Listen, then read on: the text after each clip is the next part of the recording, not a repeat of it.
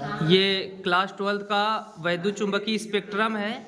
इसमें तरंगे, तरंगदैर्ध्य, आवृत्ति और इसका उपयोग है। जैसे कि सबसे पहले क्रम संख्या फर्स्ट में हमने तरंगे जो लिखा है गामा किरणें हैं। इस गामा किरणों की जो तरंगे हैं वो उसका तरंगदैर्ध्य 1×10⁻14 से 1×10⁻10 मीटर तक है और इनकी आवृत्ति 3×10⁻22 से 3×10⁻18 हर्ट्ज है।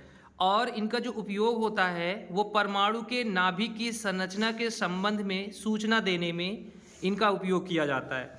दूसरा नंबर एक्स किरणें, इनकी जो तरंगदैर्ध्य है वो 1×10⁻13 से 3×10⁻8 मीटर तक है और इनकी आवृत्ति 3×10⁻21 से 1×10⁻16 हर्ट्ज तक है। और इनका जो उपयोग है रोगों के निदान में या फिर धातु या विस्फोटक पदार्थ जो होते हैं उनका पता लगाने में उपयोग किया जाता है। किसके लिए? एक्स किरणें। अब उसके बाद आएंगे पराबैंगनी किरणें।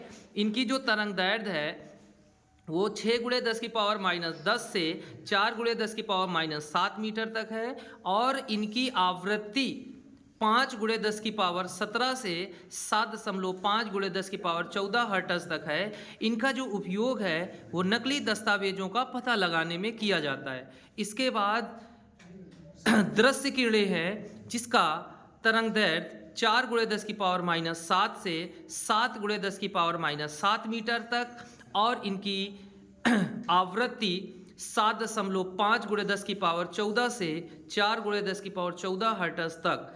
और इनका जो उपयोग है पृथ्वी की सतह पर उपस्थित जीव जंतुओं की खोज करने में इनका उपयोग किया जाता है। उसके बाद अवरक्त किरणें हैं। इनकी तरंगदैर्ध्य 7×10⁻7 से 5×10⁻3 मीटर तक और इनकी आवृत्ति 4×10⁻14 से 6×10�10 हर्ट्ज तक है और इनका जो उपयोग है वो कोहरे तथा धुंध के पार देखने में इनका उपयोग किया जाता है। उसके बाद सूक्ष्म अथवा माइक्रो तरंगे, इनकी तरंगदैर्ध्य 1×10⁻³ से 3×10⁻1 मीटर तक है और इनका आवृत्ति 3×10⁻11 से 1×10�9 हर्ट्ज तक है और इनका उपयोग परमाणुओं तथा अणुओं की संरचना के अध्ययन में किया जाता है।